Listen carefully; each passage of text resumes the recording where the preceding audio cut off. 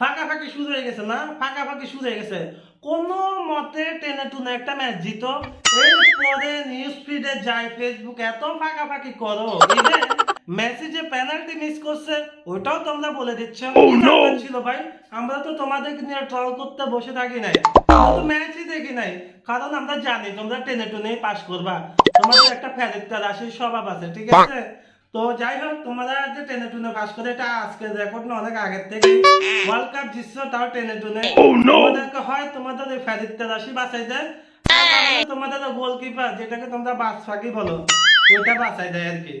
যাই হোক, আমরা যখন খেলি আমরা ভালো রেজাল্ট করে ম্যাচ জিতি। পাঁচবার বিশ্বকাপ তো আর আমরা এমনি এমনি জিতি নাই, ফাঁকাফাঁকি গুলো একটু কমাই দাও। 7 আপ যে করো, 7টা গোল তো জার্মানি দিছে, তো তোমরা কেন জার্মানির ছেলে সেজে বাবার ক্রেডিট নিচ্ছ? তোমরা পারলে 7টা গোল দিয়ে দেখাও, কাউকে দিয়ে দেখো কোনো মতে টেনে টুনে।